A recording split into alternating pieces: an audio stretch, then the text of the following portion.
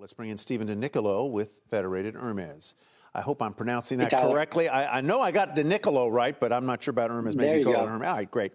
Let's talk a little bit about what you see. I just asked Michael about inflation, about supply chain concerns. How real a worry are they for you and the universe of stocks you cover?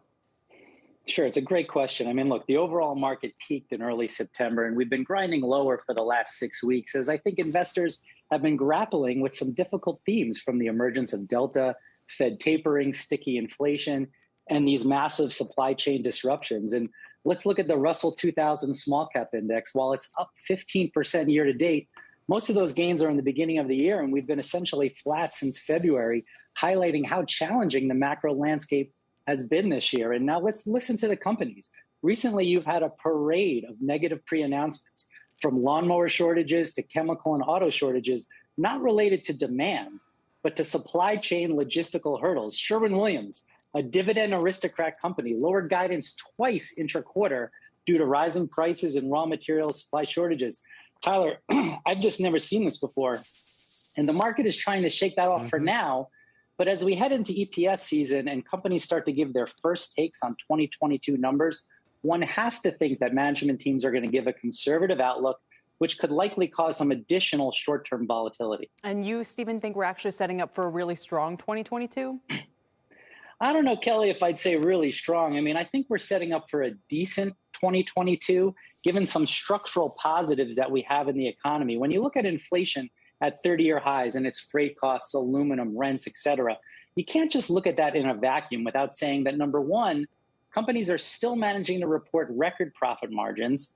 Number two, household net worth, bank deposits are at all-time highs with savings rates still above long-term trends. And then three, take a look at a ratio like inventory to sales. They're still way, way too low. So we will have a period of restocking, which is a positive. And people don't like to say it, but the consumer can handle some inflation in the short term.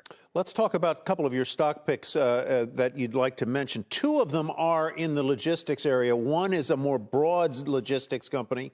The other is a highly specialized one. Talk us through both of them. Yes, sure. The first one is GXO Logistics. GXO, it was recently spun from XPO Logistics to become the largest pure play stock focused entirely on supply chain logistics with a specific focus on e-commerce. And it couldn't be more timely. From inventory management, supply chains, into reverse return logistics, GXO helps deliver goods faster and cheaper. And they've recently signed up customers like Nestle, Apple, and Nike. And just read Nike's latest conference call where they mentioned the word supply chain over 10 times.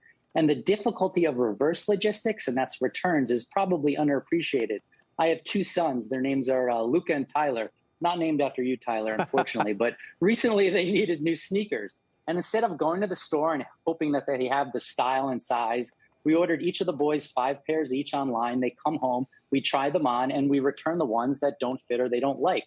The processing and warehousing of that return is a very complicated business that Nike doesn't want to deal with, and they gain tremendous efficiencies when they outsource that process to GXO. GXO is one name that you like in particular, Cryoport, which is also logistics of sort of cold temperatures, biological system specimens, and Novanta. So, Stephen, I guess my question, these are three I just wanted to make sure we mention specifically, but why have the Russells overall lagged this year? Well, because when you think about small cap companies in general, and I'm not talking about maybe secular driven growth companies, but a small cap company has a more difficult time by nature dealing with supply chain problems, dealing with global macro uncertainties, and just, in an uncertain environment, these companies have a more difficult time sort of getting the product to where they need it when they need it. And that's why really, when you think about this environment today, any type of logistical company should be fundamentally valued more today than yesterday. But the companies that we look at the Kaufman Small Cap Fund have secular drivers. So even if it's a small cap company, take Cryoport, for example, this is extreme high value logistics. I'm not talking about sneakers here. They're focused on transporting cell and gene therapies. They're known as CAR T therapies, and they provide strict temperature control and storage of biological specimens. And this is minute to minute logistics where they are aware of the exact temperature and any turbulence that this product may encounter. And for example, this company is currently supporting almost 600 FDA trials. So no matter what's going on in the economic environment, Cryoport is a company that we think is going to be worth more tomorrow than today.